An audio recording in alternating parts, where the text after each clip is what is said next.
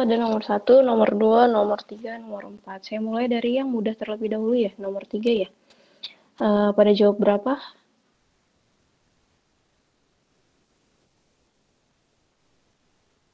Kalau saya lihat di classroom itu pada salah semua ya. Kalau kita lihat nomor 3, sebenarnya nyari apa?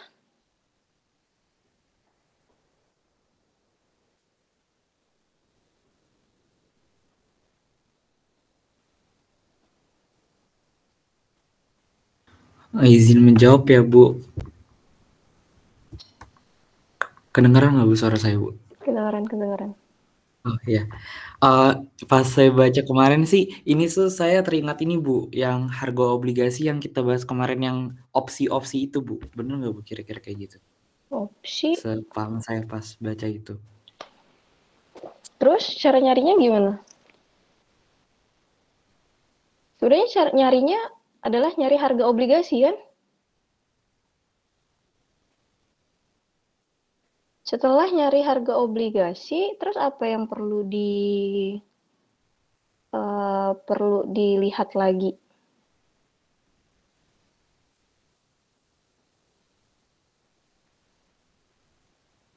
Kan kemarin saya udah bahas premium bond dengan diskon bond, gitu kan? Kalau kita lihat premium bond sama diskon bond, ini masuknya premium bond atau diskon bond?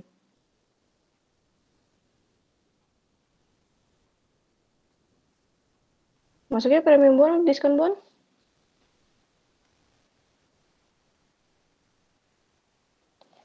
Ini mau kuliah atau enggak? Kalau nggak mau kuliah, saya end kan ini. Mau, Ibu. Ya silahkan, ketika saya bertanya silahkan dijawab. Jadi saya nggak ngomong sama laptop.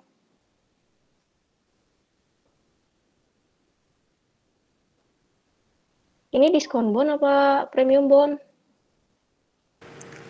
Kalau menurut saya itu diskon bond, Bu.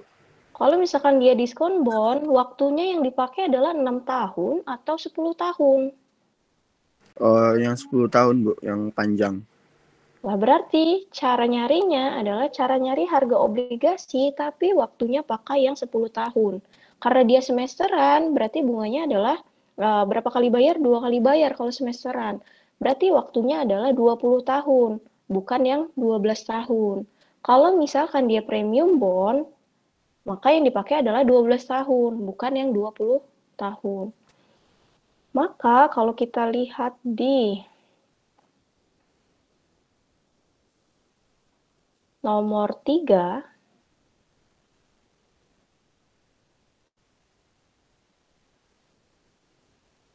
padahal saya pakai package aja, nggak usah pakai itu, biar kalian mudah. Untuk harga obligasi, yang nomor 2 itu tinggal dibuat, walaupun dia nggak pakai data frame juga kalau pakai package, itu langsung keluar kan harga obligasinya, walaupun ini nggak saya gini kan.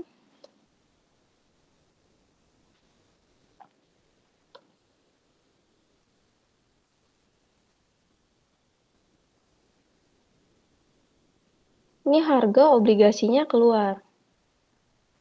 Sebenarnya udah ada yang benar, cuma di waktunya itu bukan pakai 12, melainkan pakai yang 20. Kalau saya lihat tadi punya Wahyu udah benar ya, cuma ininya dia pakai 12. Saya belum lihat yang lainnya. Ingat, kalau misalkan dia diskon bond, berarti bunga apa yang lebih besar? Kalau diskon bond, bunga tahunannya dengan bunga suku bunga nominal dengan kuponnya bagaimana?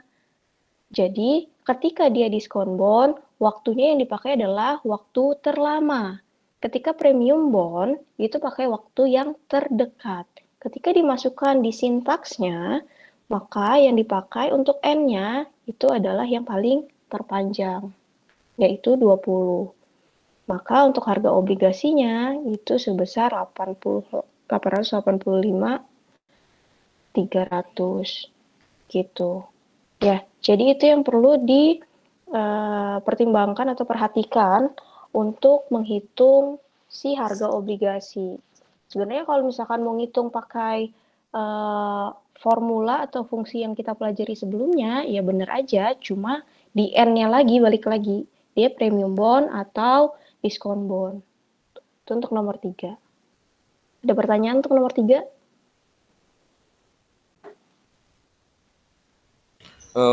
Izin bertanya, Bu.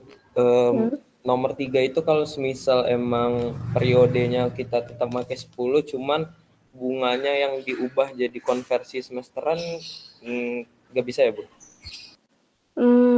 Bunganya yang kita ubah jadi konversi semesteran. Coba lihat dulu. Kamu jawabnya itu, Aulia? Kayaknya iya, Bu. Soalnya apa yang kemarin itu kayaknya ya jawaban saya yang kemarin saya ubah-ubah sih, Bu, di sekarang. Jadi nah ini aja. Nomor 3.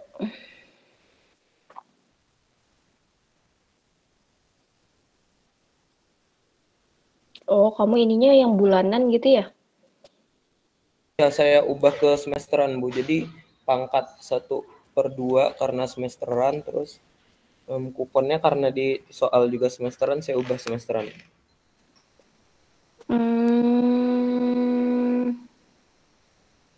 Sebentar, harusnya bisa ya, cuma fungsinya, balik lagi ke fungsinya, apakah sudah benar ini fungsinya? Untuk ketika dia bulanan, 1 plus I pangkat setengah dikurang 1, ini kurang 1, atau pangkat setengah dulu baru dikurang 1? Di pangkat setengah dulu, Bu. Pangkat setengah dulu dikurang 1. Jadi intinya dia pakai 6% ya?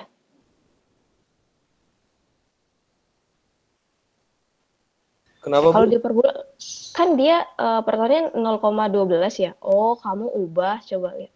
Ya, pakai Kamu ubah si kuponnya 5%, yang ininya jadi 6% gitu ya? Iya, saya ubah pakai rumus yang IM itu, Bu, yang 1 plus I pangkat 1 per J dikurang 1. Oke. Tapi tetap waktunya 10 tahun.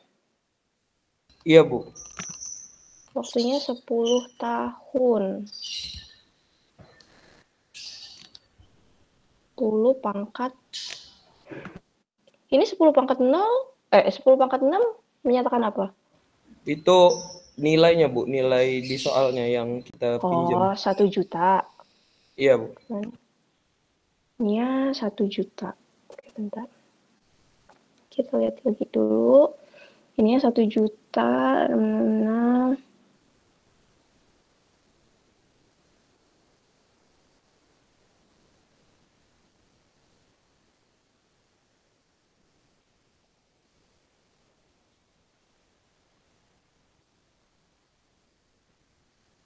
Kalau gini, menurut saya, kalau bunganya kita periodekan 2 kali konversi ya, 2 kali konversi, lalu waktunya 10, tapi pembayarannya intinya berapa tahun sekali?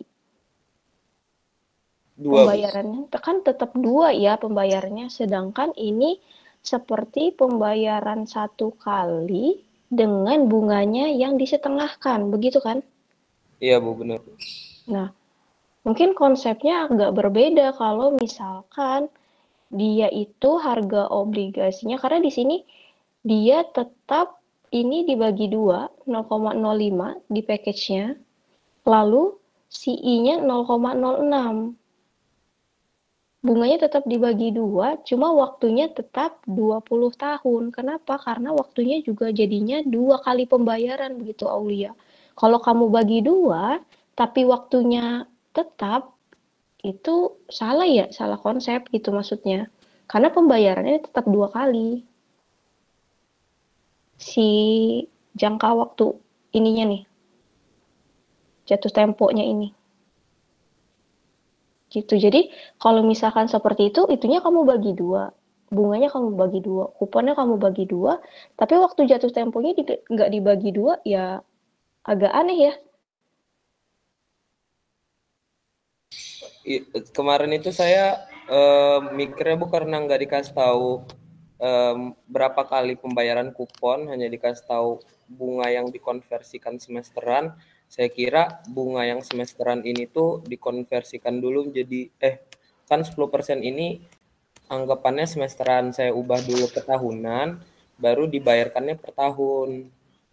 Oh, enggak. Jadi konsepnya kemarin kan kalau misalkan kita punya obligasi, terus kita beli, per periode waktu itu kan kita dapat kupon dikalikan dengan harganya. Kalau dia semesteran, berarti dalam setahun itu dia dapat 2 kali, begitu kan kemarin?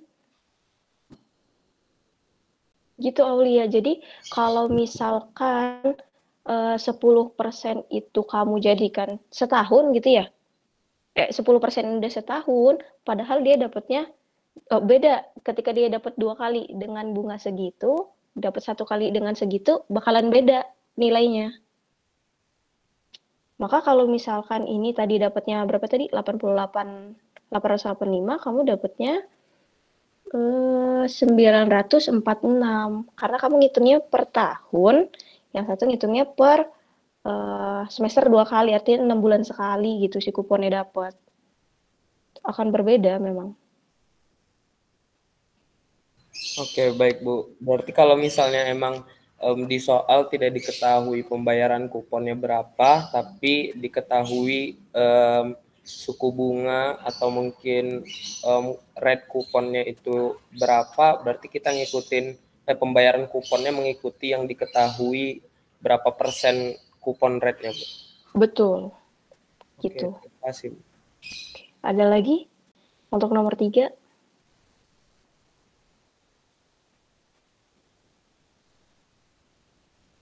Saya rasa nomor 3 yang paling gampang ya, karena dia menentukan harga obligasinya saja. Lalu, kita lanjut kalau tidak ada yang mau bertanya lagi, di nomor 4. Nomor 4, kalau kalian lihat di modul, saya ngambil dari modul ini. Nomor 4. Untuk tingkat imbal hasil. Ya, coba lihat modulnya. Itu saya ambil dari modul. Ini.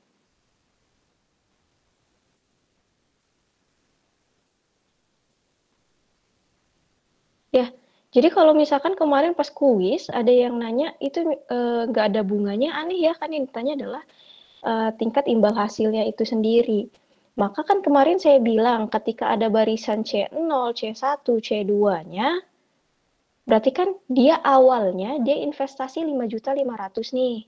Terus dia dijanjikan dapat tahun pertama 2.500.000, tahun kedua 3.500.000. Dengan bunganya berapa? Itu yang ditanya, bunganya berapa. Sama dengan 0, kenapa kemarin? Karena dia paling enggak dapat imbal hasil itu kalau nggak dapat paling banyak 100% atau dia tidak rugi sama sekali. Maka batasnya itu adalah di 0. Maka sama dengan 0. Maka kita buat aja si barisannya. Berarti kan pertama kali dia investasi itu 5.500.000, makanya dia minus. Kenapa? Karena dia mengeluarkan sejumlah dananya. Ditambah dengan dia nanti dapat 2.500.000. 2.500.000 dibungakan dulu kan kita mau bawa ke present value-nya gitu ya. Dibagi dengan 1 plus I. Lalu tahun kedua 3.500.000 dibagi dengan 1 plus I pangkat 2 karena dia tahun kedua. Maka kalau kita hitung manual itu 5,674. Sebenarnya ada di modul ya. Ini tinggal pakai fincall sama aja sini gitu. Saya nggak bakal ngasih soal yang susah. Makanya saya nggak suruh kalian pakai modul. Saya mau lihat kalian baca nggak modulnya sebenarnya. Cuma yang terjadi adalah seperti apa? Cheat sheet aja sama gitu. Ya, untuk nomor 4 ada pertanyaan?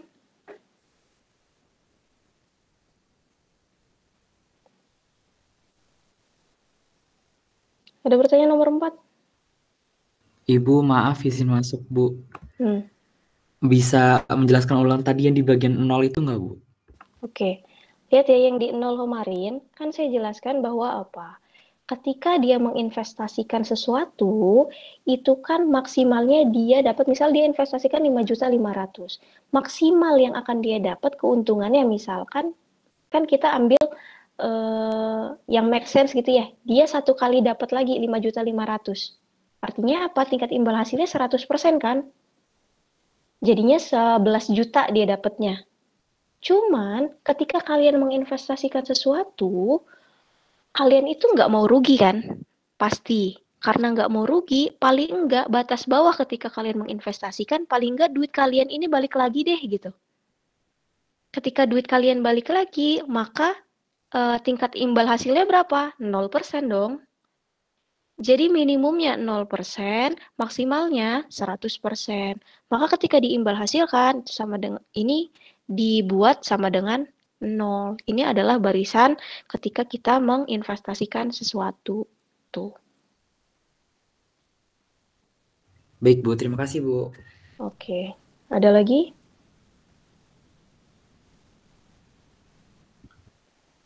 Tidak ada? Oke. Kita ke nomor. Ada lagi nggak? Ibu maaf, Kenapa? untuk tingkat imbal hasilnya tadi jawabannya berapa ya Bu? Kalau boleh. 5, oh ya ada di modul juga ya. Iya, 0,0567. Ini dijadikan persen jadi berapa tuh? 5,67% ya. Ada ya di modul ya, bisa baca sendiri ya. Izin bertanya boleh tidak Ibu? Iya, silahkan. Untuk imbal hasil nih, dia rumusnya apa ya Bu?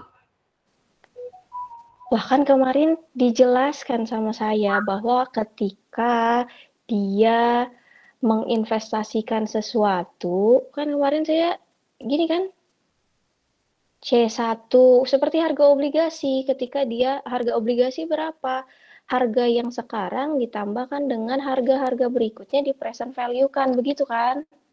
Nah, maka imbal hasil adalah ketika kalian menginvestasikan sesuatu, itu jadi C0, titik C0, lalu kalian dapatnya berapa imbal hasilnya? C1 itu kalian dapat berapa? Ingat, C itu adalah yang dilakukan bukan imbal hasil, cash flow yang dilakukan oleh investor. Tapi kalau misalkan R itu adalah cash flow yang dilakukan oleh si perusahaan investasinya. Maka rumusnya adalah ya investasi awalnya ditambah dia nanti dapat berapa. Ini kan dapat berapa dibagi dengan si present value-nya. Jadi C1 ini dibawa ke masa sekarang, makanya dibagi 1 plus I. Nanti lanjut, dia sampai 0. Yang tadi 0 kenapa? Itu tadi seperti itu jawabannya. Gimana, Raid? Berarti ini kita nyari interest-nya dulu ya Bu? Lah, kok nyari interest? Kalau nggak salah kemarin itu di soalnya nggak terdapat interest-nya ya Bu? Tingkat imbal hasil itu I-nya itu loh. Ngerti nggak? Nyari si I-nya itu mana sih tadi?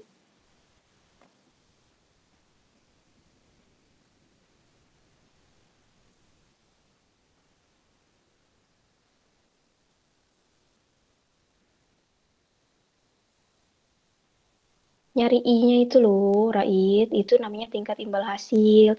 Kan dia sama dengan 0. I-nya itu adalah tingkat imbal hasilnya si bunganya. Dia kembalinya berapa sih di tingkat di I berapa sih itu bakal jadi si 0. Kenapa dia 0? Paling enggak dia tuh menghasilkan sesuatu gitu. Paling enggak balik duitnya gitu loh, Raid. I itu. Maka nggak perlu I sebenarnya. Kita nyari I. I berapa yang sama dengan 0 ini. Artinya dia tetap, dia walaupun nggak untung, duitnya balik gitu loh, Raid. Oh paham Ibu, paham. Makasih Bu. Ada lagi yang ingin bertanya? Jadi kita nggak perlu I, walaupun rumusnya seperti itu kan dia sama dengan 0. Tingkat imbal hasilnya berapa sih per tahun kalau misalkan paling enggak dia nggak rugi gitu loh. Paling enggak duitnya balik gitu. Ada yang mau bertanya lagi? Silakan jika ada yang ingin bertanya untuk nomor 4. Tidak ada. Oke, kita lanjut ke nomor 2. Nomor 2, kalau saya lihat, saya belum lihat semua ya. Kayaknya yang benar itu si Wahyu.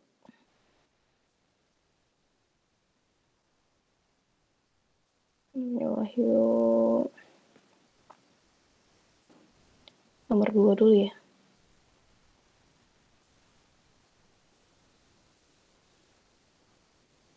Saya bebaskan ya, kalian mau membuat fungsi apapun itu. Saya bilang seperti itu ya. Mau kalian pakai package, mau kalian pakai fungsi, yang penting dapat gitu kan ya. Nomor 2. Sebenarnya punya Aulia juga agak mendekati benar, cuma kayaknya rumus yang ininya salah sih, bunganya ini kalau kemarin saya lihat ya punya Aulia. Intinya apa? Ketika kita mencari, kan ada pinjaman nih 30 juta, kayak TSB ya, ingat TSB, dia minjem 30 juta. Terus katanya dicicil 30 tahun. Besar cicilan tetap tiap bulan, gimana cara nyarinya besar cicilan tiap bulan itu? Berarti kan si 30 juta ini dibagi dengan anuitasnya, gitu kan ya, kalau kita TSB. Ya nggak? Ya, Bu. Ya kan, Iya, kita Bu. jadi nyari R-nya itu. Maka si 30 juta dibagi dengan anuitasnya. Maksud saya, ketika kalian ngoding, kalian harusnya mencari dulu secara manualnya, karena kalian selalu belajar TSB. Berapa cicilan tiap bulannya, gitu. Kalau di saya pakai package aja untuk yang amortisasi. Cuma kalau saya lihat punya Wahyu, walaupun dia pakai fungsi, dia tetap benar jawabannya. Jadi dia buat dulu si bunganya, si fungsi amortisasinya. Kemarin kan udah ada fungsi amortisasi juga ya. Lalu dibuat si besar cicilannya gitu ya. Jadi bunganya bagaimana? Bunganya kan dia 6%.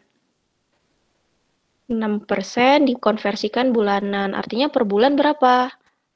6% dibagi dengan 12 gitu ya. Gitu.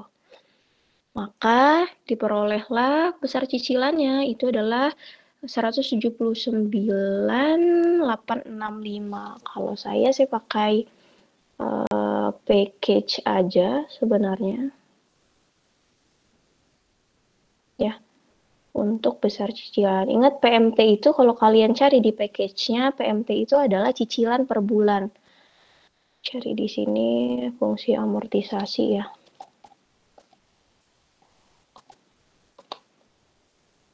Jadi terserah kalian mau pakai yang mana. Nah ini nggak kebuka. Package.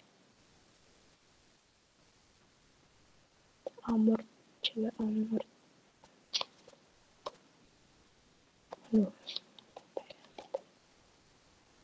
Mana ya? Lupa sih. Carinya di help, Bu. Apa? Oh iya, Carinya lupa di saya. help.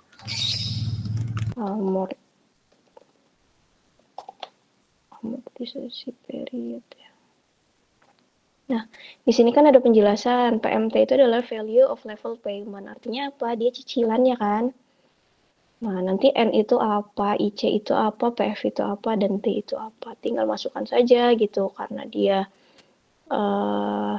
kita lihat lagi ke soalnya. Suatu pinjaman 30 juta ditawarkan untuk cicil selama 30 tahun dengan pembayaran cicilan per bulan. Artinya berarti 30 tahun dikali 12 gitu kan ya, 360. Pinjaman tersebut memiliki suku bunga 6% dan dikonversikan bulanan. Nah, di sini maka pinjamannya adalah 30 juta, N-nya 360 dari mana? Karena si 30 tahun dibayar per bulan, maka 12 dikali 30, 360 dengan suku bunganya 6% dibagi dengan 12, maka I-nya adalah 0,05. Maka besar cicilannya adalah sama ya, seperti yang tadi. Ciwahyu, si fungsinya. Jadi, mau dia pakai fungsi, kan ini sebenarnya cicilan itu adalah si present value-nya dibagi dengan si anuitasnya. Ini kan rumus anuitas ya sebenarnya ya. Anuitas tapi kan dengan bunga yang bulanan gitu. Maka dapatnya adalah 179.685. Lalu, suara saya terdengar? Terdengar, Ibu. Benar, Bu. Oh, oke. Sebentar. Saya ini di wifi dulu.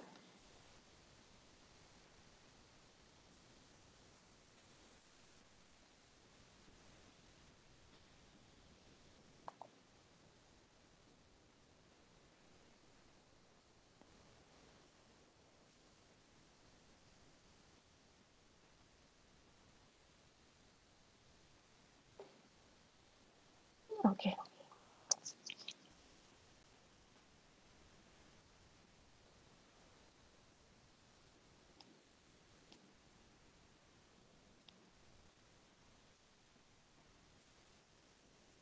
Oke ya. Oh, terdengar suara saya? Dengar ya, maka besar cicilannya adalah seperti itu. Padahal kalau kalian mau nulis gitu ya, besar cicilan 30 juta misalkan. Terus kalian tahu nih konsep ini adalah membayar cicilan. Kalian tulis tuh, kalian cari dulu. Oh, anuitasnya fungsinya seperti ini, gitu ya. Maka besar cicilan adalah ini bagi ini. Akan saya benarkan, nggak apa-apa. Yang penting ada proses berpikir di situ. Ya, jadi balikin lagi ke konsepnya. Kalau besar cicilan kan berarti 30 juta dibagi dengan anuitasnya. Maka ya udah 30 juta kalian cari fungsi anuitasnya, ya udah tinggal 30 juta dibagi anuitasnya. Nggak perlu sampai kayak si Wahyu juga nggak apa-apa. Gitu. Yang penting kalian tahu konsep dari kasusnya itu apa gitu. Ngerti ya? Untuk yang besar cicilan. Lalu yang ditanya adalah total pokok pinjaman. Total pokok pinjaman ya tinggal berapa pokok pinjamannya kan 30 juta. Ya udah nggak usah dicari, 30 juta aja langsung. Gitu. Nah, sedangkan total bunga pinjaman itu gimana? Kalau misalkan dia pakai package, ya tinggal di ini kan saja ya kalau total pinjaman. Kan sebenarnya total bunga itu adalah total pembayaran cicilannya dikurang dengan total pokok pinjaman. Jadi total pinjaman dikurang dengan total pokok yang 30 juta itu sebenarnya. Nah, kalau ini ya kalau kalian mau tahu si total pokok pinjamannya ini seperti ini gitu kalau dia pakai package. Tapi kan kalau kita balik lagi total pokok pinjaman itunya kan yang di awal tadi ya 30 juta, nggak perlu kalian cari terus kalian tulis 30 juta juga nggak apa-apa. Lalu untuk total apa tadi? Total bunga yang akan dibayarkan selama 30 tahun. Total bunga ya udah kalau misalkan dia pakai package tinggal atau kalian mau cari total yang dibayarkan. Tinggal gini. Jadi ya silahkan gitu ya mau pakai apa asal konsepnya benar. Kalau kita run si amortisasinya aja ya udah pinjamannya berapa, yang dibayarkan berapa, total bunganya berapa, si bunganya berapa dengan bunga yang berapa gitu. Izin bertanya, Bu. Ya. Berarti kalau untuk bunga, kalau misalnya emang kita punya bunga tahunan, terus mau dikonversikan bulanan, tinggal dibagi 12 aja ya, Bu. Nggak perlu pakai rumus IM yang 1 plus I pangkat 1 per J dikurang 1 itu, Bu. Iya. Oh. Saya kira harus iya. dikonversikan terus. Jadi sebenarnya pas saya cek codingan saya, kalau misalnya I-nya langsung saya bagi 12 itu sama, Bu, dengan Wahyu. Cuman bedanya saya di bunganya itu saya pakai rumus yang IM itu, Bu, yang 1 plus I pangkat 1 per J dikurang 1. Di mana J pakai suku bunga efektif itu ya? Iya, Bu. Karena memang kalau misalnya kita run package-nya itu pun kan nanti outputnya kelihatan kalau efektif rate kan, Bu, suku bunga efektif. Nah, makanya saya pakai IM di semua soalnya. Oke. Ini, Bu, coba cek nomor 2 saya paling bawah, Bu. Nah, ini. Nah, itu kan saya nyari anuitasnya itu pakai package kan, Bu. Nah, I-nya itu 0,06 terus saya konversikan bulanan 1 per 12 yang 1 plus I pangkat 1 per 12 dikurang 1 lagi kelas bentar. Terus nah saya masukin caranya sama kayak punya Wahyu, Bu. Yang R-nya itu yang 30 juta dikali suku bunga yang udah dikonversikan bulanan ditambah anuitasnya, Bu. Nah, dapat cicilannya 176. Tapi kalau misalnya emang bunganya langsung dibagi 12 itu persis jawabannya Wahyu. Oke. Ya langsung aja dibagi 12 gitu ya. Oke, Bu, terima kasih, Bu. Kalau dia pakai package kayaknya langsung bagi 12. Ada lagi? Tenang aja, nanti nggak akan saya langsung salahin ya, pasti ada poinnya ketika kalian membuat codingannya gitu. Jadi nggak serta-merta, oh ini salah 0, benar 1, nggak gitu juga kok, tenang aja. Oke. Untuk nomor 2 ada pertanyaannya.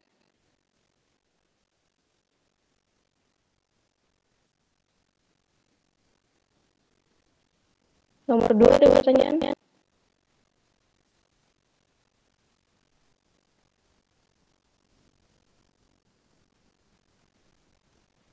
Tidak ada? Oke. Untuk sekarang belum, Bu. Oke, untuk sekarang belum. Coba saya lihat untuk nomor 2. Rofiko mana nomor 2? Rofiko nomor 2-nya di mana?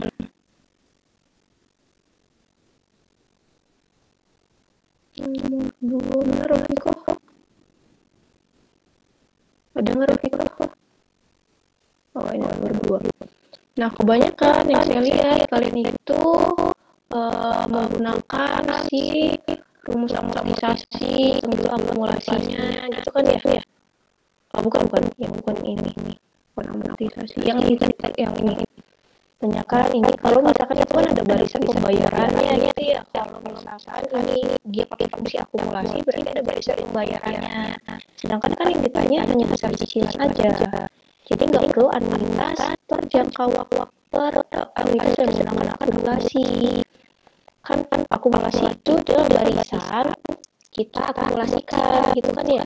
Sedangkan yang ditanyakan adalah langsung besar cicilan aja di tahun tersebut. Kalau tidak ada, kita nomor satu ini sebenarnya soal amortisasi ya. Jadi ada di soalnya pinjam uang 30 juta, lunasinya 5 tahun, suku bunga efektifnya 8%, lalu dibayar 2 tahun pertama itu cicilannya 5 juta. Untuk 3 tahun berikutnya cicilannya berapa? Kan gitu ya. Berarti kan sebenarnya kalian itu nanti buat si tabel amortisasi yang ditanya adalah si pembayaran di tahun ketiga, 4, dan 5. Nah, karena tahun pertama dan tahun kedua itu sudah 5 juta. Tahun pertama 5 juta, tahun kedua 5 juta. Oke, ditanya adalah besar pembayarannya. Kalau kalian ikut apa? Mencari menggunakan tabel amortisasi, maka akan diperoleh berapa besar pinjamannya. Karena nanti pertama ada pinjaman, bunganya berapa, pembayarannya berapa, pinjamannya berapa. Tuh. Kalau kita lihat di bagian amortisasi,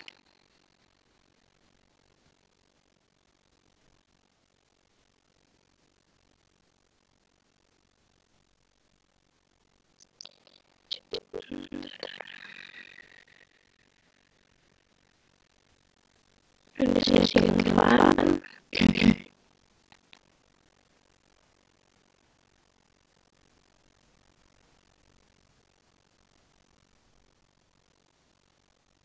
Ini amortisasi ya.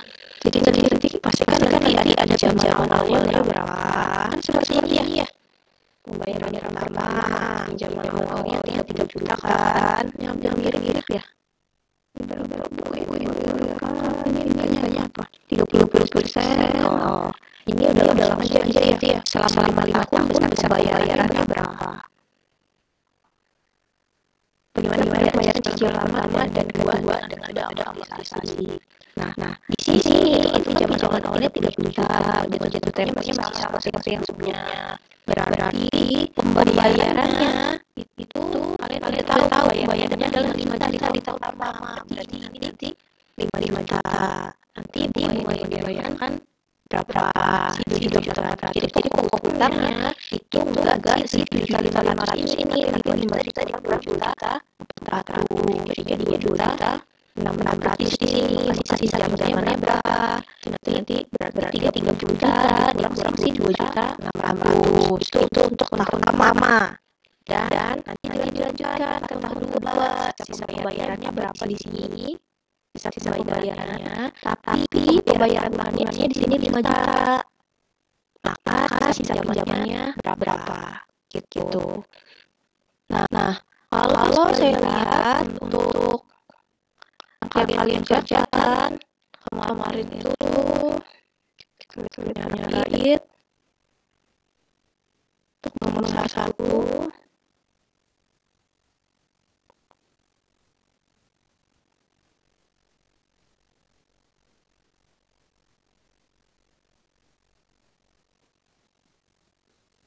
nomor 1 nggak ini kan ya Rait ya, nggak ada hasilnya memang ya, ngomongin pindahannya ya. Maksudnya hasil apa ya, itu ya akumulasinya ada 21 juta tapi nggak tahu benar apa salah. Oh yang ini. Oke.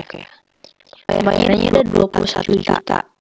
Bayaran harus dibayar dalam 3 periode ke depan. Jadi maksudnya kalau ini 3 periode ke depan, tahun 3, di tahun keempat, tahun kelima gitu Rait. Iya Ibu. Oke. Nah, yang ditanyakan sebenarnya di soal itu adalah besar pembayaran pada 3 tahun. Artinya yang ditanya adalah pembayaran per tahunnya ini tapi selama 3 tahun. Arti dari soal ini ya. Jadi tahun pertama dia bayar 5 juta, tahun kedua dia bayar 5 juta, tahun ketiga dia bayar berapa, tahun keempat dia bayar berapa, tahun kelima dia bayar berapa. Artinya kalau misalkan ini punya Rait 21 juta, 21 juta ya, ini berapa? Oh ini iya 21 juta dibagi 3 misalkan. Karena pembayaran pertama sama dengan pembayaran ketiga sama dengan pembayaran keempat sama dengan pembayaran kelima. Kira-kira berapa Rait? 21 juta dibagi 3. 7 jutaan Ibu. 7 jutaan. Oke, kita lihat lagi ya yang lain. 7 jutaan.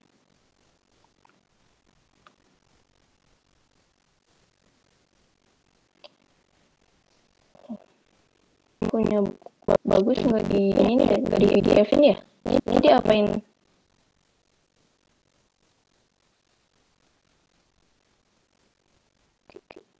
Kita lihat punya Hanif.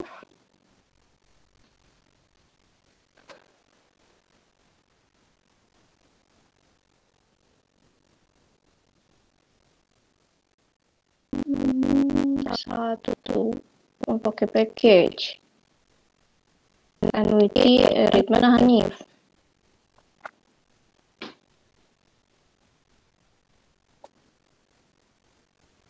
Mana Hanif?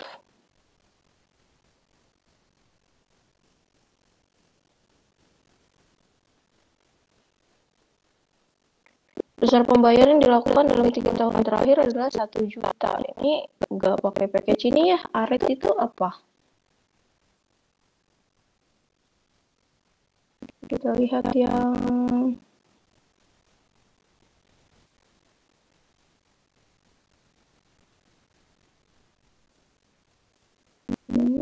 bisa nggak? Oke. Nomor 1 25 juta dibagi 3 berapa tuh? Kalau yang saya lihat yang kemarin yang benar jawabannya adalah punya kemarin ya, lupa saya. Punya Wahyu kalau nggak salah. Kita lihat teman Wahyu.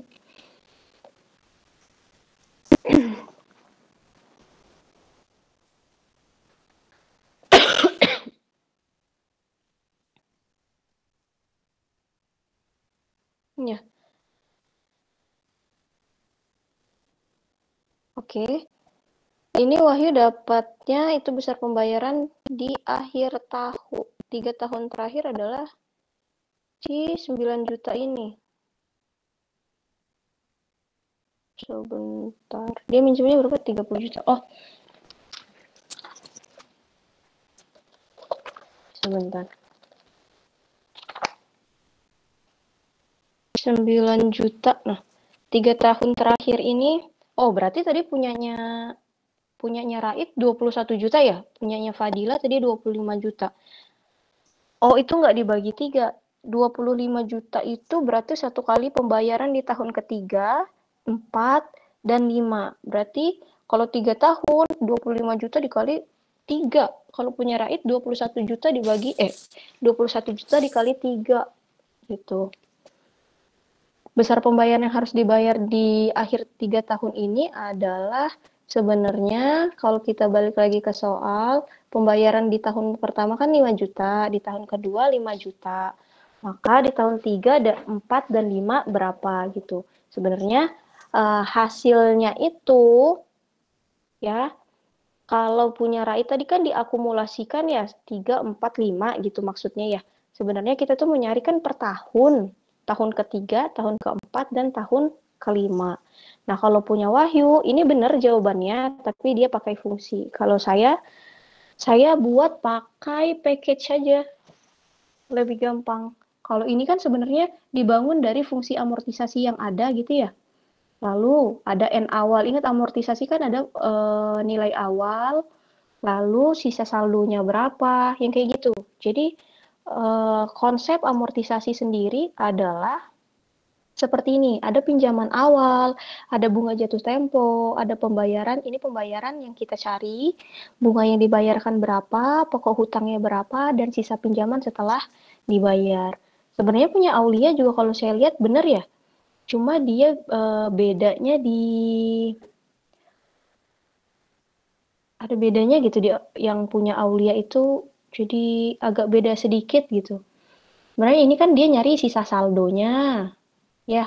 Ntar pokoknya berarti cicilan dikurang dengan bunga. Sebenarnya pakai konsep TSB aja, amortisasi itu gimana? Pokoknya berapa, sisa hutangnya berapa, nanti akumulasinya, bukan akumulasi ya, sisa pinjamannya berapa, pokoknya berapa, nanti dari pinjaman awalnya berapa. Gitu. Sebenarnya bisa pakai si package aja. Di sini penjelasan package-nya adalah kalau misalnya present value berarti kan dia minjem 30 juta tuh. Untuk 2 tahun, nih, kita lihat PV-nya. Nih, untuk 2 tahun dia bayarkan 5 juta nih. PMT itu ingat cicilannya. 8% itu kan bunganya per tahun. Karena dia maunya per tahun. Bunga per tahunnya. Berapa lama? 2 tahun. Maka present value untuk tahun pertama dan tahun kedua itu sebesar 8.916.324. Nanti coba dicoret-coret ya. Saya mau coret-coret cuma saya nggak bawa ini coret-coretnya itu. Nah, terus kita cari si anuitasnya.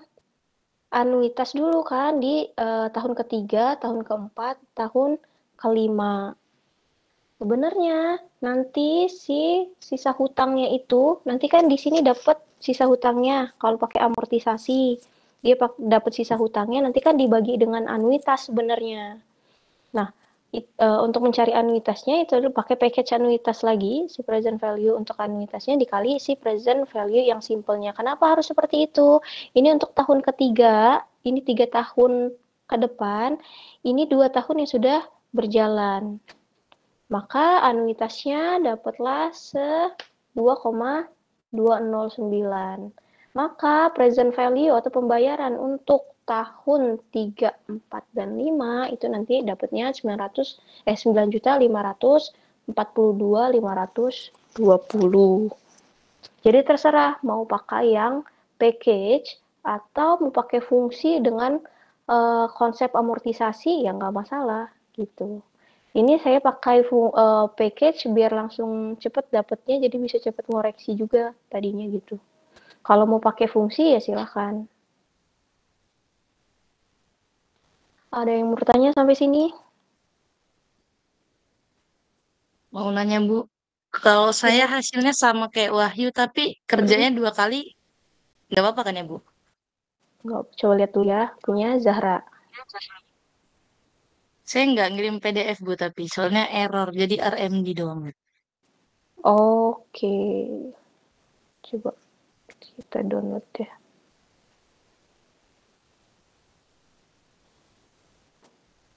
Mhm.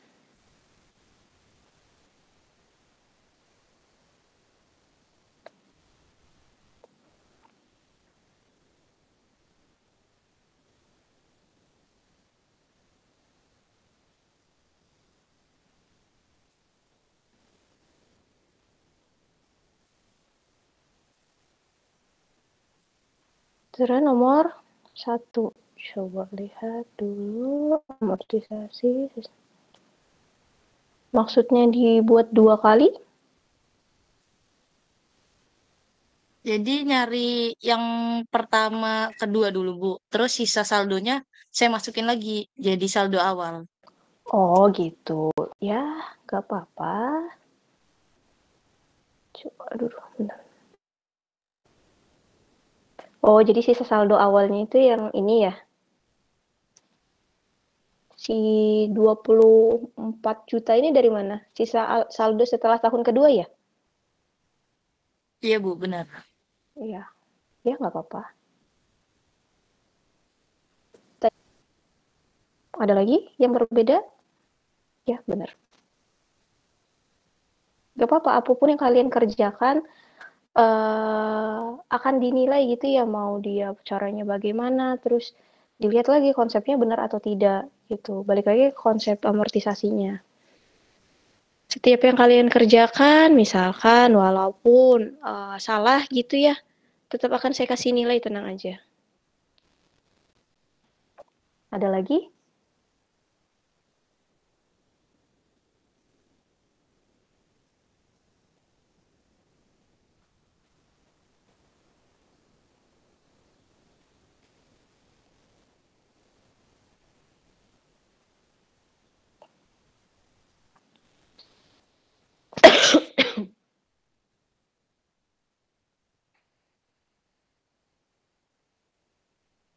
Oke.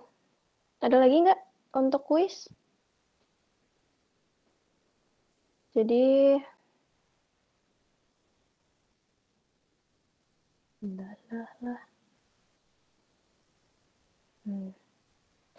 Jadi begitu ya untuk pembahasan kuis. Ada yang tanyakan? Kalau tidak ada, kita ke materi terakhir yaitu pendekatan stokastik.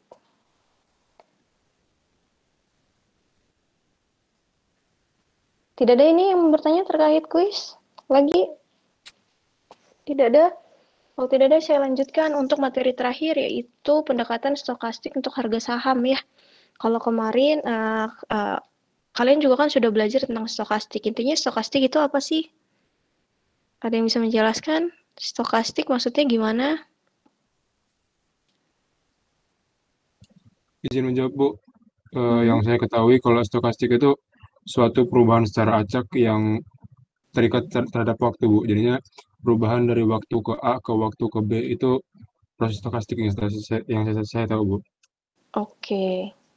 Terus nanti ada yang namanya rantai Markov gitu ya. Kalau di proses stokastik itu ya kalian belajar juga kan. Rantai Markov itu gimana tuh konsepnya? Kalau Markov itu ini Bu, melihat situasi ke depan tanpa memandang situasi yang telah lewat Bu. Iya, betul. Jadi kalau misalkan rantai Markov itu sebenarnya kita mau prediksi gitu ya, melihat kita mau lihat keadaan di masa depan, tapi berdasarkan keadaan di masa lalu, tapi tuh nggak jauh-jauh banget gitu loh. Jadi hanya berapa periode ke belakang gitu sebenarnya.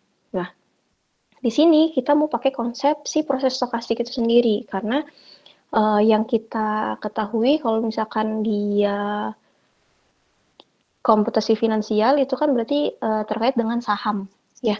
Saham itu secara acak artinya tidak dapat diprediksi. Dia itu random sebenarnya. Sebenarnya nanti dia ngeluarin harga tutup berapa ya, harga buka berapa ya. Mungkin harga buka tidak terlalu menarik, nantinya harga tutup yang menarik. Artinya harga tutup itu akan mempengaruhi harga ke depannya. Begitu kan ya kalau kita memprediksi harga saham itu sendiri. Maka di sini untuk pendekatan stokastik ini kita akan mencari bagaimana estimasi harga saham di beberapa periode ke depan gitu. Tapi konsepnya adalah si stokastik itu sendiri. Maka di awal dijelaskan ada random variable. Random variable ini, kenapa kita pakai random variable? Asumsinya bahwa harga saham itu nanti tidak terprediksi berapa, maka dia bisa kita dekatkan dengan nanti normal, distribusi normal. Ya, kita bangun si distribusi normal dengan random nilainya itu berapa. Maka di sini 1000 dengan min-nya rata-ratanya 0,07, sampelnya 0,10 ya. Kita lihat kalau misalkan seperti ini, kan kita lihat ya, min-nya kan di sekitar 0,7245 nanti ini. Nah, ketika kita run lagi akan berbeda lagi. Karena apa? Karena dia random si 1000-nya itu. Jadi punya saya dengan punya kalian nggak akan sama. Tapi intinya apa? Dia bangun distribusi normal dari data random sebanyak 1000 gitu. Dengan rata-ratanya maunya 0,07 dan si sampelnya itu 0,10 gitu ya untuk yang pertama. Jadi ketika saya run segini, kalian nggak segini, ya nggak bakal sama karena dia random si 1000 ini gitu. Jadi kita bangun distribusi dengan nilai yang random gitu. Nah, dari si random variable ini nanti kita akan ke pendekatan yang namanya random walk. Saya nggak tahu kalau di proses stokastik udah belajar belum random walk. Belajar Bu, tapi nggak ditekenin. Oh, oke. Nah, random walk itu sendiri ya sama aja tadi secara acak karena si saham itu nanti harganya random, nggak tahu berapa gitu dan tidak pasti, maka kita pendekatan dengan random walk ini adalah pendekatan yang kita tahu bahwa harga saham itu random, jadi bagaimana kita membangun dari si data randomnya itu sendiri gitu. Nah, di sini kita masih memakai fungsi akumulasi. Artinya itu tadi, kalau misalkan fungsi akumulasi yang sebelum-sebelumnya ada barisan fungsi, lalu kita akumulasikan. Bukan barisan fungsi, ada barisan data, kita akumulasikan. Misalkan datanya itu 1 sebanyak 5 kali. Berarti si akumulasinya adalah 1, 2, 3, 4, 5. Kalau misalkan 20, berarti dia sampai 20. Jadi kita masih pakai fungsi si akumulasi itu. Nah, lanjut untuk random variable merupakan random n yang banyak hasil. Nah, kita bangun lagi nih data random, tapi run if itu data random untuk distribusi uniform. Artinya ada 0,1 kan ya, distribusi uniform itu kan 0,1. Maka ini tapi untuk n-nya kita pisah karena distribusi uniform itu 0,1, maka ketika n-nya lebih dari 0,5 atau lebih dari setengah, itu nanti jadinya 1. Kalau misalkan dia kurang dari setengah, itu nanti jadinya min 1. Maka di sini adalah kita membangun si distribusi uniform dengan randomnya si random dengan nilai randomnya ini maksimumnya 200 gitu ya. Maka kalau kita lihat summary-nya untuk yang 1 dan min 1 akan seperti ini. Nanti kalau kita run lagi, coba run lagi. Gitu ya, beda-beda ya untuk yang di atasnya ini ya. Jadi nggak bakal sama, karena dia random. Jadi kita bangun distribusi yang random, tapi kita batasin berapa, oh ini 200. Gitu. Maka kalau misalkan kita akumulasikan nih barisan ini, 200 barisan ini, kan nanti ada barisan 1, data 1, 2, sampai 200 gitu ya.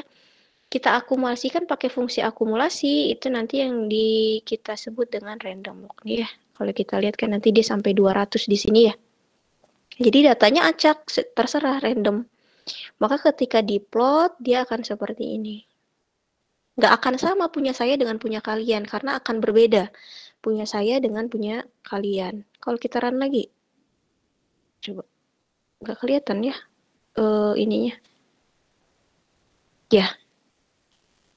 pasti akan berbeda gitu ya untuk punya saya dan kalian karena dia random. Maka plotnya akan seperti ini. Itu.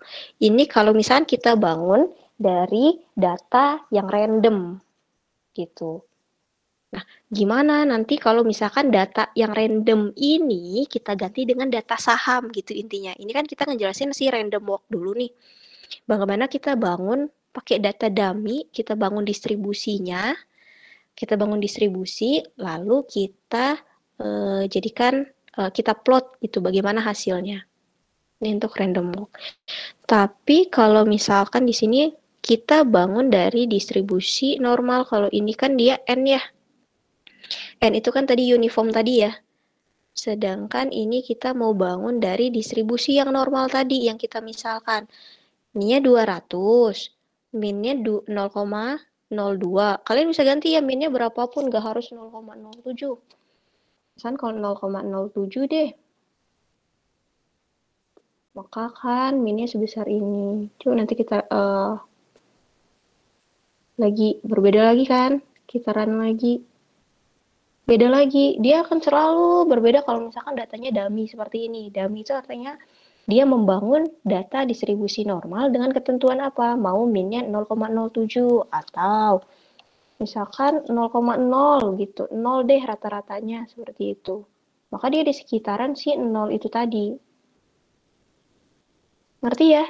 Jadi intinya ini adalah kita membangun data dummy dari distribusi normal dan distribusi uniform.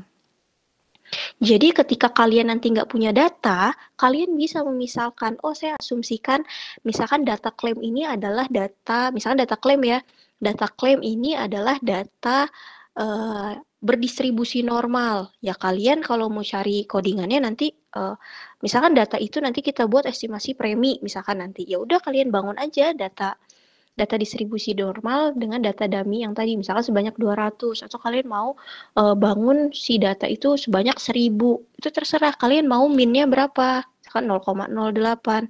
Itu bisa. Jadi kalau kalian nggak punya data, kalian bangun data dummy itu nggak apa-apa. Tapi konsepnya lagi sebenarnya kalian mau cari apa sih? Misalkan data klaim dari sebuah perusahaan. Kan kadang data klaim itu susah ya diperoleh ya. Maka ya udah Bu, kalau saya nyoba data klaim itu saya damikan menjadi seperti ini bagaimana? Ya bisa aja, itu tergantung lagi. Gitu.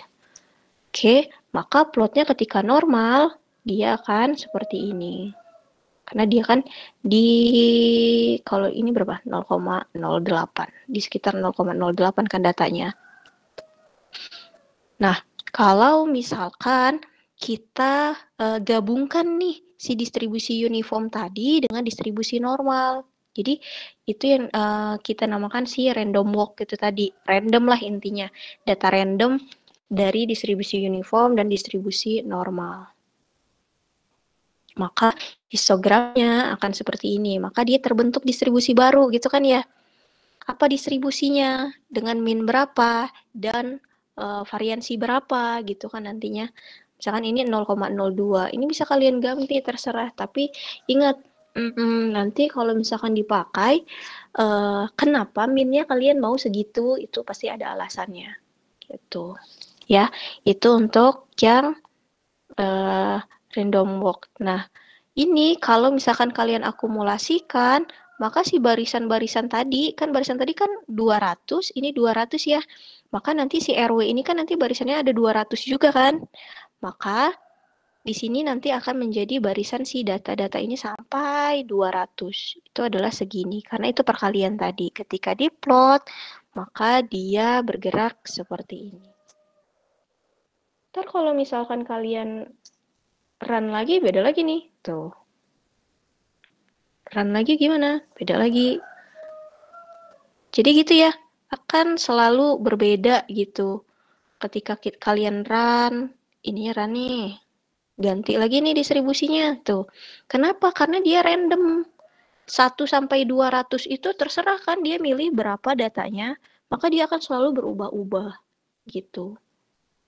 Ini kita pahami dulu konsep si random walk-nya tadi. Artinya adalah bahwa si data-data ini kita random gitu. Nanti gimana ya kalau kita aplikasikan dengan data saham yang kita asumsikan data saham itu juga random gitu. Sampai sini ada yang ingin ditanyakan? Silakan.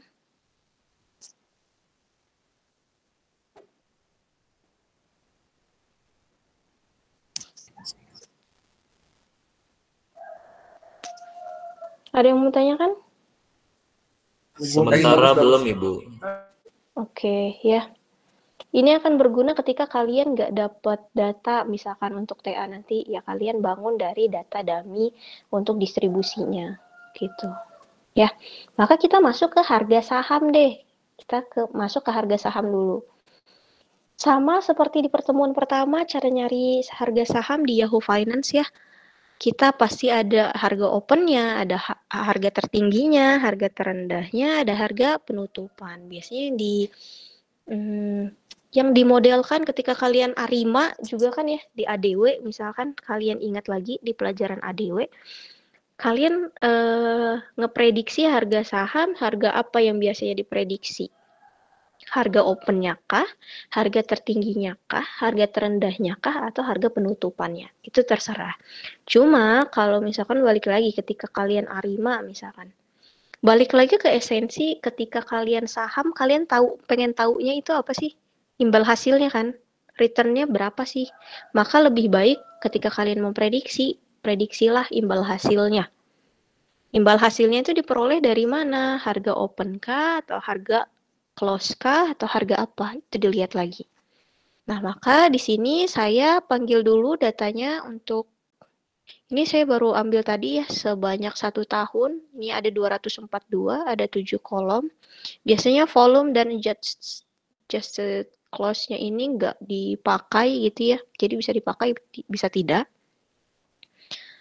Ini plot dari si harga sahamnya, harga pembukaan, tutup, tertinggi, dan terendahnya. Nah, ini kan seperti random walk kan? Kayak mana? Ini. Seperti random kan datanya. Nah, maka tadi pakai si pendekatan stokastik, tadi pakai random gitu loh intinya. Harga saham ini sama loh sebenarnya sama harga random yang kita bangun dari si distribusi tadi gitu. Nah, maka statistik dari harga sahamnya itu, kan saham ya tadi kita kasih nama, ini kan saham nih, CSV-nya.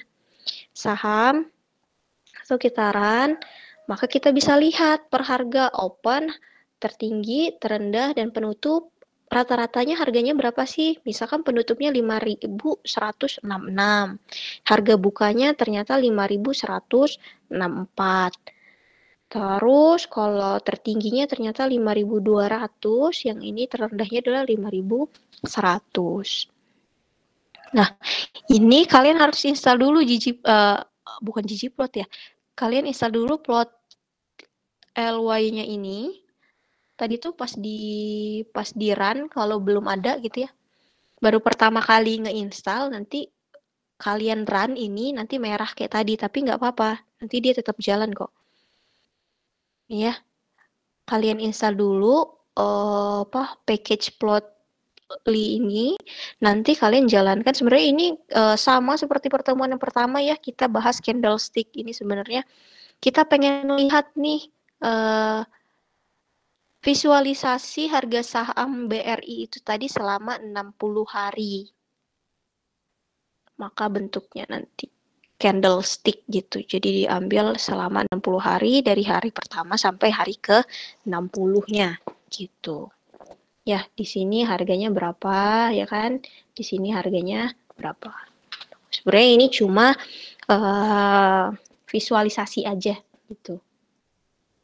Nah, lanjut.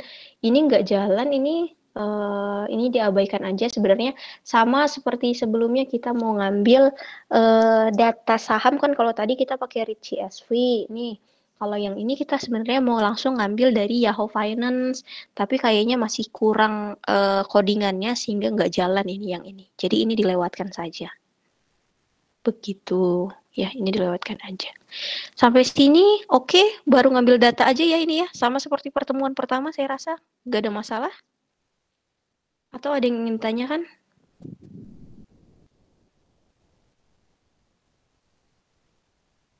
Ada yang ingin tanyakan? Sampai sini?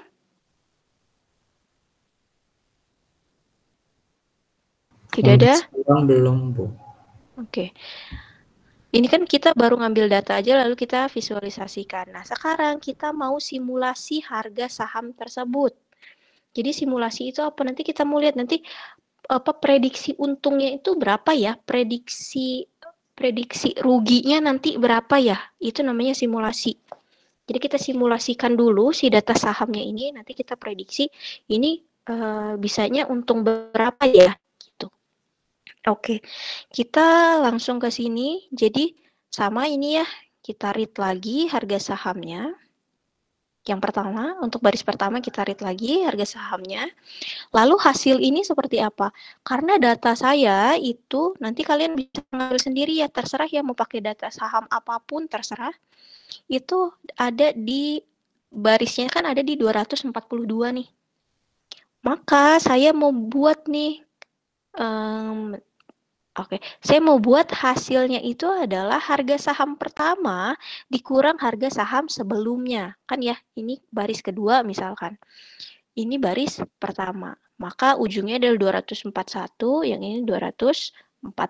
Karena satunya headernya ya. Ntar kita lihat datanya mana. Ini kan 242, tapi kan yang ininya 200, ini kan satu row-nya, jadi 242 dikurang 241. Maka seperti itu. Lalu yang 5-nya ini apa? Coba ya, balik lagi. Mana ya? Bentar. Oh, belum. Nih, 5-nya ini apa? Ini adalah kolom kelima dari data saya. Kolom kelima dari data saya itu apa? 1, 2, 3, 4, 5. Harga close-nya. Jadi saya mau lihat nih harga close-nya itu berapa. Karena yang penting adalah harga close kan, ketika harga buka ya kan belum terakhir. Yang kita lebih pengen tahu adalah harga close di hari ini berapa ya, sehingga kita bisa prediksi harga close di periode ke depan itu berapa. Gitu. Maka di sini 2-nya itu baris kedua, artinya baris kedua dikurang baris pertama untuk kolom yang kelima, artinya harga close-nya. Maka ketika di summary dari si hasil ini tadi, maka rata-ratanya adalah di 2,375. Nah, rata-rata ini kan ya kita ngambil rata, kan ini summary ya. Kalau ini kita mau tahu nih min-nya berapa, si akar dari variansinya itu berapa. Nah, ini rata ini mau ngelihat apa sih? Rata sama bedanya ini mau ngelihat apa? Ratanya ini kita mau lihat berarti per hari si harga saham BRI ini naiknya itu Rp2 gitu.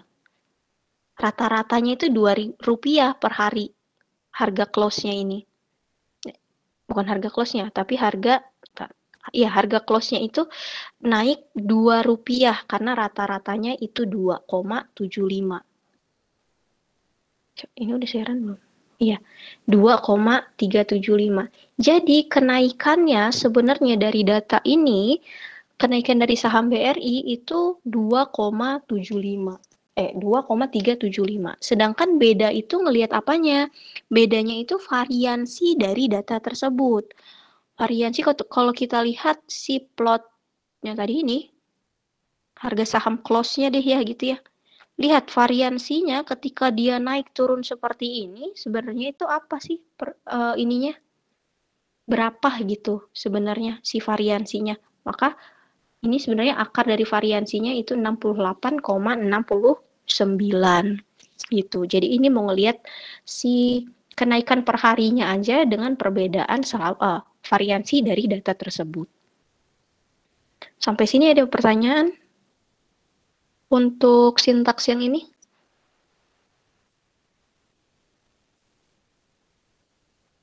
Ada pertanyaan untuk sintaks yang ini? Ibu pengen nanya. Iya. Gimana? Maaf Bu, yang bagian beda itu nyari variansi atau standar deviasinya, Bu? Standar deviasi, akar dari variansinya. Standar deviasi dari datanya. Iya. Ada lagi? Gitu ya. Jadi kita mau lihat nih kenaikan dari per hari dari saham itu berapa, terus si standar deviasinya dari data ini gimana gitu. Si data close-nya ini kalau misalkan kita kurangi dari data kedua sampai dikurangi data kedua dikurang data pertama. Kalau sudah Oke, ini kalau sudah kita balik lagi ke tadi, kita bangun data random dari distribusi normal. Ya. Tapi varian standar deviasi dengan rata-ratanya itu kita ubah. Kalau tadi kan kita misalkan 0,07 dan 0,10 ya. Ini untuk sintaks yang R-norm-nya tadi untuk yang distribusi normalnya. Nah, ini kita pakai yang sudah kita dapat tadi dari si sahamnya tadi. Berarti ini rata dan beda. Ini kitaran, summary-nya berarti nanti dia kita dekati sebagai distribusi normal. Kita bangun distribusi normal dengan rata-rata dan standar deviasi yang udah kita peroleh dari data si saham itu tadi. Maka si summary-nya akan jadi seperti ini dan plotnya akan seperti ini. Karena dia rata-ratanya di sini berapa? 5,19. Maka dia sebenarnya berada di sekitaran 5,19. Gitu ya. Nah, setelah itu kita mau tahu si akumulasi dari datanya tadi tuh. Kan abis ini kita akumulasikan gitu ya, sesuai dengan yang sintaks di atasnya tadi sebelum kita masuk ke harga saham. Ini akumulasi dari si R-nya tadi. R itu apa? R itu adalah data distribusi normal dengan mean dan standar deviasi yang sudah disesuaikan dengan harga sahamnya. Maka datanya akan bergerak menjadi seperti ini harganya tuh. Nah, kalau sudah seperti ini, terus kita ngapain? Kita udah dapat nih harga itu adalah akumulasi. Jadi kan bukan harga-harga, R itu adalah data 1 sampai data 200 dengan min-nya 2,375, standar deviasinya 68, kan ada data dari 1 sampai 200. Nah, itu kita akumulasikan sehingga setelah diakumulasikan itu menjadi data harga. Maka ini adalah summary dari si data harga tersebut. Ya. Setelah diakumulasikan, harganya itu berarti harga saham close yang ada di 241, harga saham terakhir, nanti akan ditambahkan dengan harga saham yang sudah diakumulasikan tadi. Bukan harga saham. Akumulasi dari si data dari 1 sampai 200 dengan min-nya 2,375 dan standar deviasinya 68, sekian. Maka kalau kita plot itu menjadi seperti ini. Ya. Lalu ini 241 ini harga terakhirnya ya, harga terakhir dari data kita. Nanti ditambahkan.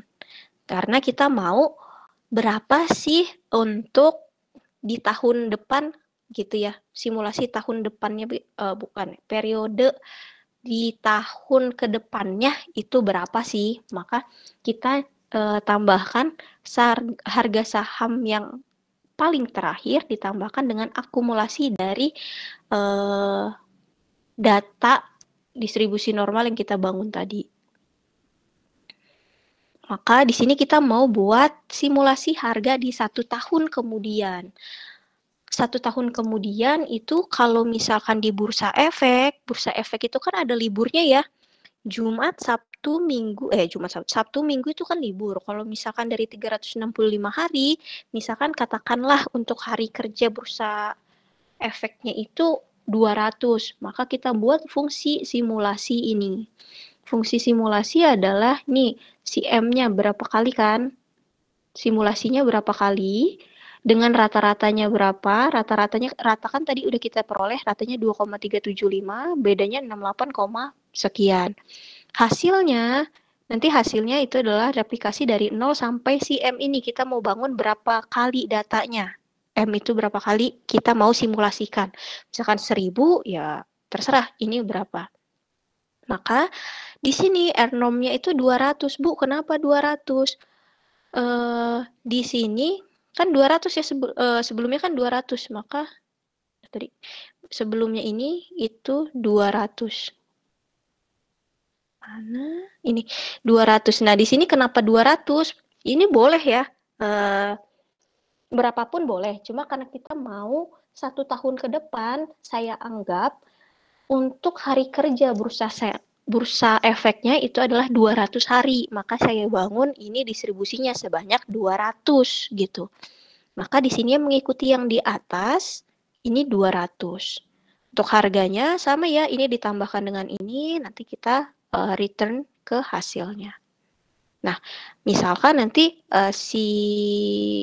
kita pakai fungsi simulasinya itu dengan harga simulasi M-nya sebanyak 10 dengan rata dan beda ini. Coba kita lihat. Maka barisan harga untuk 10 hari ya? Atau M-nya itu ya 10 hari atau setahun gitu ya. Ini terserah sih 10 ini terserah nggak mengikuti setahun ke depannya. Pokoknya simulasinya dari 10 data untuk di fungsi simulasi itu hasilnya seperti ini. Jadi harganya itu bergerak ada yang 6.000, ada yang 5.000, bahkan ada yang 4.000. Nah, kalau misal ini 10 kali percobaan gitu ya. Kalau misalkan 1000 kali percobaan gimana? 1000 kali percobaan. Ini kan datanya ya, saham itu data, saya tambahin ini, saham datanya. Ketika di percobaannya 1000 kali, maka ini 1000 kali, maka summary-nya akan seperti ini. Berarti rata-rata harganya nanti adalah 6.047. Karena disimulasinya 1000 kali percobaan dengan rata-ratanya berapa tadi? 2,375. Bedanya itu standar deviasinya adalah 68, sekian. Dia akan menghasilkan 6.047. Nanti kalau kalian run lagi, dia akan berbeda lagi. Dia jadi 5.975. Kenapa? Itu tadi. Karena dia percobaannya sebanyak 1000, berarti kan random 1000-nya itu. Maka ya dia tidak akan mendapatkan nilai yang sama gitu karena dia random. Tapi kalau kita lihat di histogramnya, misalkan yang ini yang kita lihat. Maka kalau kita lihat harga penutupnya tadi berapa di data saya ini, harga penutup terakhirnya.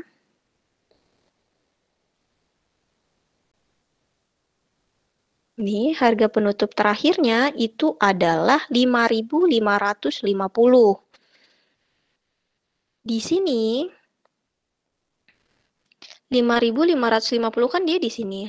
Berarti nanti ada kemungkinan dia harganya itu sampai 8.000 harga saham ini.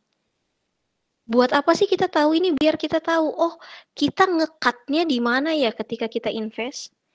Kan harga close-nya 550 kan di sebelah sini nih. Nanti sebenarnya kita ada hubungannya dengan resisten. Dia naiknya seberapa jauh, turunnya seberapa jauh. Begitu kan kalau kita ngelihat saham tuh. Ini dia bisa menyentuh harga, oke katakanlah paling ini 8.000 gitu. Karena 9.000 dia peluangnya kecil ya. Kenapa sih Bu kita menghubungkan dengan distribusi biar kita tahu probability-nya ketika dia nilainya 6.000, harga saham itu 6.000, probability-nya berapa ya? Kalau probability-nya lebih besar, ya udah saya cut di 6.000 aja daripada saya cut di 7.000. Saya jual harga sahamnya di 6.000 daripada di 7.000. Gitu. Nah, kita lihat lagi. Kan itu untuk kita lihat kita nge-cut harga sahamnya di mana gitu ya, atau kita ketika kita belinya di harga berapa gitu. Nah, kita lihat kita untung berapa sih dari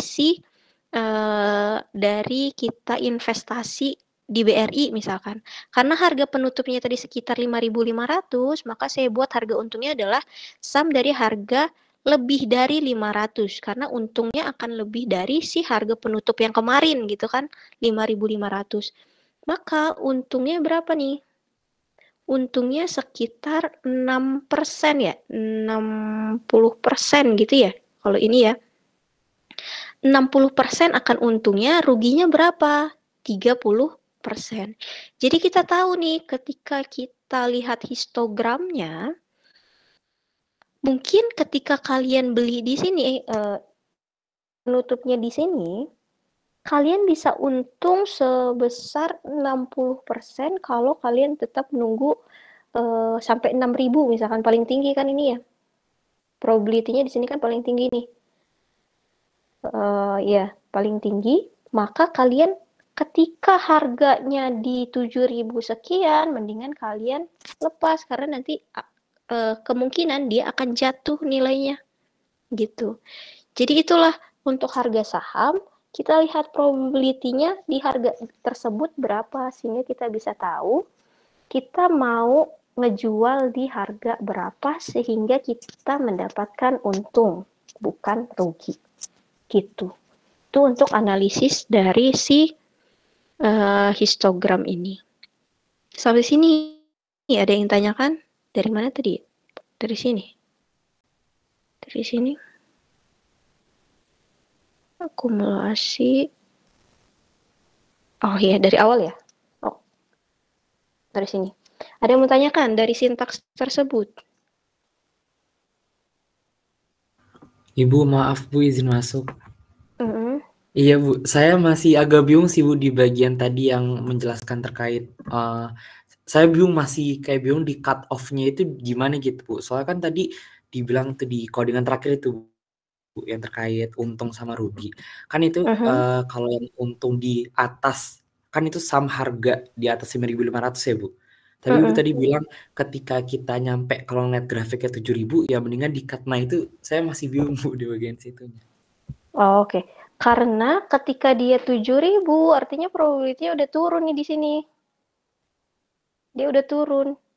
Jadi jangan nunggu sampai 8.000. Kayak nggak mungkin dia 8.000. Kan ini belum tentu kan. Ini kan masih random nih kita analisisnya. Masih sederhana banget. Ketika dia udah 7.000 nih di sini. Kan ya. Di sini nih. Ada kemungkinan dia akan turun. Mending turunnya cuma di 7.000. Kalau nanti dia 7.000 harganya dia dapat 7.000 mungkin, tapi probability-nya cuma segini kan nih. Kalian ini kan dia histogram ya, berarti kan distribusi kumulatifnya gitu ya. Nanti kan kalian cari tuh fungsi kepadatan peluangnya berapa sehingga dapat probability-nya. Ketika di sini berapa gitu. Setahu saya kalau ini kan dia naik, turun gitu kan ya. Pas di sini itu dia nggak mungkin nih dapat 8.000.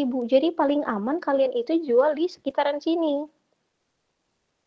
Gitu. Bagus, ngerti nggak? Oke Bu, sudah lumayan paham. Makasih Bu. Iya. Jadi nanti kenapa Bu di 7.000 nanti akan dia kita prediksi harga close-nya itu bahkan bisa sampai 9.000. Tapi kalau kalian nunggu sampai 9.000, nanti malah kalian nanti turun dulu harganya itu nanti. Nggak tahu kapan nih, probability-nya kan sangat kecil sekali ketika dia sampai 9.000. Jadi mending paling aman itu kalian jual di 6.000 sekian mungkin. Gitu. Ini hanya analisis simulasi sederhana. Nanti kalau misalkan kalian mau analisis lebih jauh lagi, itu nanti pakai misalkan kemarin di ADW, ARIMA. Jadi kelihatan tuh moving average-nya berapa, sehingga dia bisa lihat pergerakan sahamnya seperti apa. Nanti kalau misalkan mau lihat lagi lebih advance lagi, pakai machine learning. Pergerakan sahamnya seperti apa, kira-kira dia bakal turun di harga berapa. Begitu. Karena ini masih simulasi sederhana. Ada pertanyaan lagi?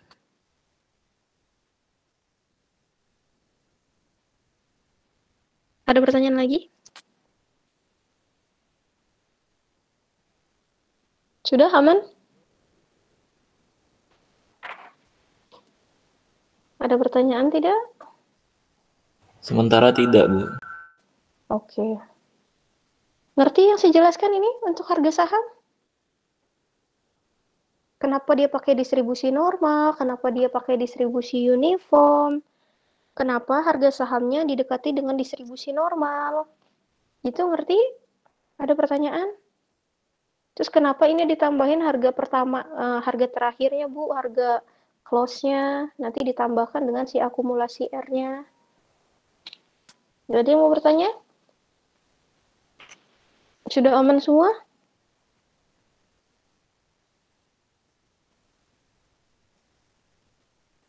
Yakin ini nggak ada ya? Oke. Kalau tidak ada, ini materi terakhir kita untuk komputasi finansial. Harga saham ya, simulasi harga saham sebelum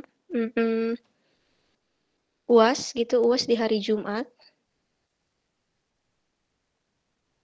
Maka selesai sampai pendekatan harga saham dengan proses stokastik. Kalau tidak ada pertanyaan, kita akhiri pertemuan kita hari ini. Izin bertanya, Ibu. Ya. Untuk UAS sendiri nanti materinya dari apa sampai apa ya, Bu?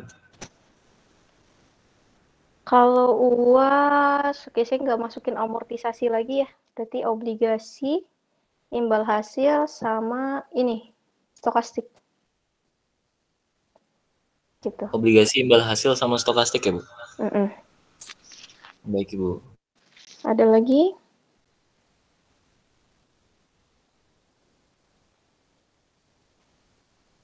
Ada lagi?